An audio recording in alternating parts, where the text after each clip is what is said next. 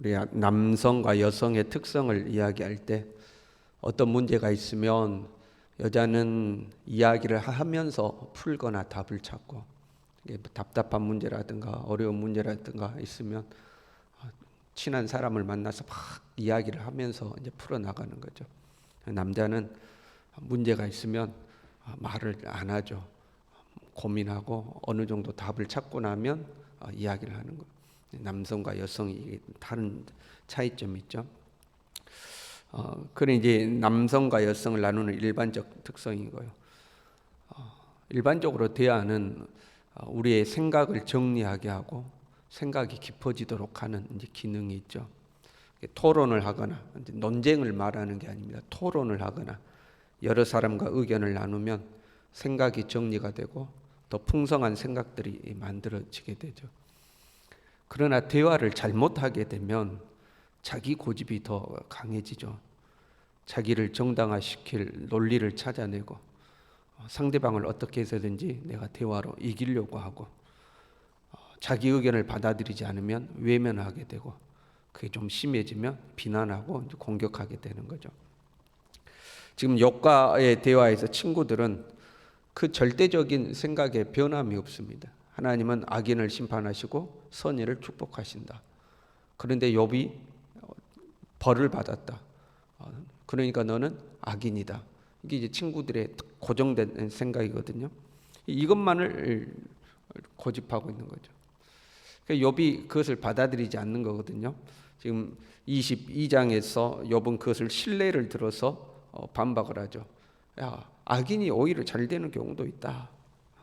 악인들이 가정은 평안하고 자녀들은 형통하고 사업은 번성하고 죽을 때가 돼도 고통 없이 악인들은 잘 죽고 그의 후손들도 잘 되고 그런 경우도 얼마든지 있다 하고 이제 욥이 반박을 했죠. 그랬더니 그 욥을 오히려 이제 비난하고 공격하는 거죠. 그 욥의 이야기를 듣고 그럴 수도 있겠구나 하고 받아들이는 게 아니고 욥을 이제 공격하고 비난하는 거예요. 22장에 엘리바스는 욥 네가 이러한 죄를 저질렀다면 하고 욥이 범하지도 않는, 욥이 저지르지도 않은 욥의 구체적인 죄의 목록을 나열하죠.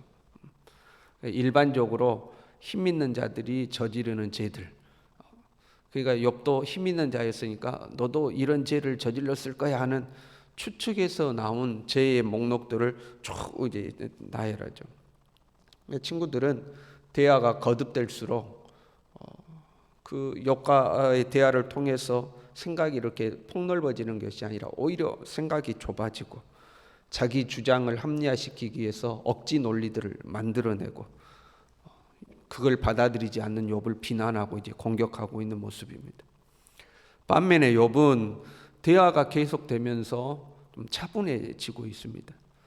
그 욥기 초반만 해도 욥은 흥분하고 공격적이고 극단적인 태도를 보였거든요.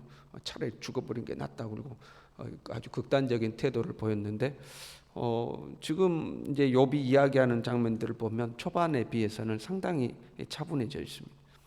그리고 욥의 생각은 점점 하나님의 섭리와 주권으로 향하고 있습니다. 생각이 깊어져 가는 것을 볼 수가 있습니다. 오늘 본문에 욥은 하나님을 만나서 하나님과 대화하고 싶다 하고 이제 호소합니다. 3절에요. 내가 어찌하면 하나님을 발견하고 그의 초소에 나아가랴. 어찌하면 그 앞에서 내가 호소하며 변론할 말을 내 입에 가득 채우고, 변론할 말을 내 입에 가득 채운다는 것은 내가 하나님 만나면 할 말이 많다는 겁니다. 지금 내 입에 말이 가득한 거예요. 하나님 만나면 내가 하고 싶은 말이 엄청 많은 거죠. 그리고요, 내게 대답하시는 말씀을 알며 내게 이르시는 것을 내가 깨달으랴. 내가 입에 할 말이 많은데 말하고 하나님 왜 그런지 하나님 이야기도 듣고 싶다는 겁니다. 하나님이 나에게 왜 이렇게 하셨는지, 내 삶이 왜 이렇게 됐는지 하나님이 나에게 말씀하시는 것을 듣고 좀 깨닫고 싶다 하는 거죠. 그런데 8절에요. 그런데 내가 앞으로 가도 그가 아니 계시고 뒤로 가도 보이지 아니하며 그가 왼쪽에서 일하시나 내가 만날 수 없고 오른쪽으로 돌이키시나 배울 수가 없구나. 내가 그 하나님 만나서 이야기 좀 하고 싶은데 하나님을 도저히 만날 수가 없다. 그 하나님을 만날 수가 없다는 거예요. 앞으로 가도 아니 계시고 뒤로 가도 안 보이고, 그가 왼쪽에서 일하시나 그 표현은 하나님 살아 계신 것 같긴 한다 이 말이에요. 그 왼쪽에 계시는 것 같은데 가보면 없는 거예요. 그러니까 하나님 진짜 한번 나 하나님 만나고 싶습니다. 나 하나님한테 하고 싶은 말 진짜 많습니다. 친구들 뭐 이러니 저러니 해도 저 친구들하고는 말이 안 통하고 나 하나님 만나서 하나님하고 이야기하고 싶습니다. 근데 그 하나님이 도무지 만날 수가 없는 거예요. 살다 보면 하나님이 숨어 계시는 것 같을 때가 있죠. 숨어 계시는 것 같을 때, 아니 어떨 때는 안 계시는 것처럼 생각될 때도 있죠. 하나님이 안 계시는 것처럼 생각될 때도 있어요. 보기 좋게 하나님께서 그 악한 자에게 한 방 탁 먹이시면 좋을 텐데 하나님이 아무것도 안 하실 때가 있죠. 아니면 보기 좋게 하나님의 백성들을 축복하시면 좋을 텐데 하나님은 그것도 안 하실 때가 있죠.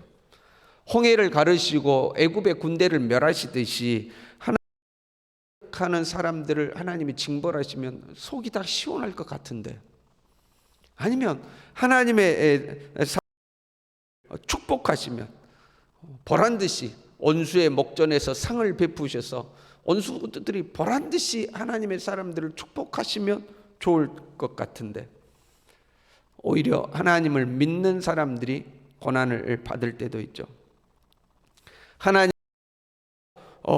하나님이 해결해 주시기를 간구하지만, 하나님이 내 문제를 해결해 주시기를 우리는 간구하시지만, 아니 해결까지 하더라도 하나님이 위로의 말씀이라도 한번 해주시면 좋을 것 같은데, 내 삶이 왜 이러는지 설명이라도 한마디 해주시면 좋을 것 같은데, 이것저것 다 떠나서 그냥 야 잘 버텨라 하고 한마디만 해주셔도 좋을 것 같은데, 꿈속에서라도 하나님 한번 나타나셔서 나한테 뭐라고 한마디 해주시면 좋을 것 같은데 하나님이 아무 말씀이 없을 때가 있는 거죠. 아무 말씀이 없고 그냥 침묵하고 계시는 거죠. 주변 너는 예수님 믿는다며, 네 기도하면 하나님 다 들어주신다며, 하나님 네 보호하신다며, 그런데 네 삶을 왜 그러냐? 너 삶에는 왜 그런 문제가 생겼냐 하고 우리에게 이야기할 때 비아냥거리는 것이 아니라 그냥 그렇게 진짜로 그 사람이 궁금해서 물어보는 경우, 또는 비아냥거리는 경우라 할지라도 하나님이 우리에게 한마디 그냥 해주셨다며, 내 삶이 좀 이렇게 힘들긴 해도 어제 내가 기도할 때 하나님이 나에게 이렇게 말씀하셨어. 지금 내 삶이 이래도 하나님 이렇게 해주실 거라고 나에게 말씀하셨어 하고 이야기하면 그나마 낫잖아요. 그런데 하나님이 아무 말이니까 주위에서 너 하나님 믿는데 왜 그러냐고 그러면 할 말도 없는 거죠. 지금 욥이 하나 답답할까? 우리가 이런 표현 있죠. 미치고 환장하고 펄쩍 뛰겠다, 그런 말을 하죠. 미치고 환장하고 펄쩍 뛰겠다.